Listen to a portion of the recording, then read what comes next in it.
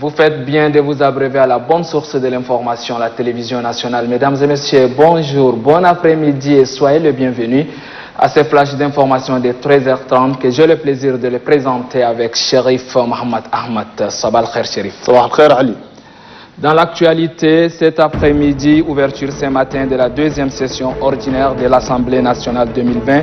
Au cours de cette session, les élus du peuple procéderont en marge de l'examen du projet de loi de finances portant budget général de l'État pour l'exercice 2021, à l'examen des 6 projets de loi visant le renforcement de notre système de gouvernance politique, économique et sociale. 11 questions orales avec débat seront également inscrites à l'ordre du jour. Le président de la République, chef de l'État Idriss Déby Itno, a été représenté à l'ouverture de cette session par le ministre d'État, ministre secrétaire général de la présidence de la République, Kalzebe Paimi Debe.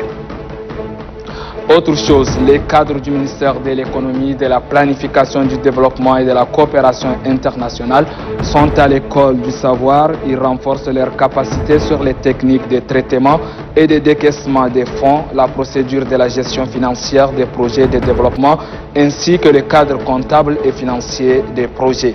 Cette formation de 5 jours vaut tout son pesant d'or. Selon la directrice générale adjointe du ministère de l'économie et de la planification du développement, Royumta Madingue affirme que le gouvernement veut avoir un dispositif plus cohérent en ce qui concerne la gestion des projets. L'association Coup de main pour les activités humanitaires, culturelles et le développement durable et l'ONG turque pour l'assistance humanitaire affichent leur solidarité vis-à-vis des sinistrés des inondations. Ceux de Walia dans la commune du 9e arrondissement ont reçu des vivres et des non-vivres. 50 ménages au total ont bénéficié de ces dons selon le président de l'association, Juma Ousmane Sougouna. Une action de cœur et de solidarité qui réjouit plus d'un bénéficiaire. Cette campagne s'étendra dans toutes les communes d'Injamena, comme l'a laissé entendre le représentant de l'ONG turque, Boner Bal. Et voilà qui met terme à ces flashs d'informations en français. À présent, la tranche d'informations en arabe. Et c'est avec vous, Sherif. شكرا علي.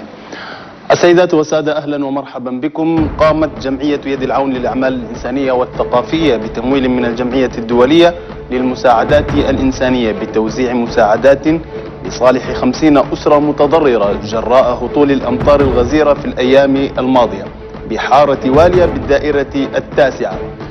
تمثلت هذه المساعدات في سلات غذائية وحصائر وناموسيات، وقد تقدم المتضررون فائق شكرهم على هذه البادرة الإنسانية. كما أعرب مدير مكتب الجمعية الدولية للمساعدات الإنسانية بأنه قد حان وقت العمل للوقوف الجاد في ظل هذه الظروف التي تمر بها البلاد جراء هطول الأمطار الغزيرة.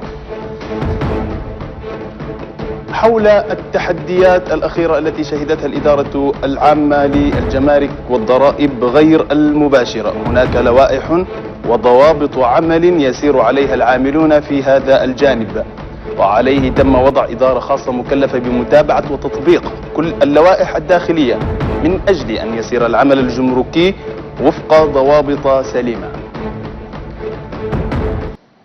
بهذا نصل وإياكم إلى نهاية الموجز. شكرا على حسن المتابعة والإصغاء. طابت أوقاتكم في أمان الله. On vous retrouve à 16h avec le même plaisir.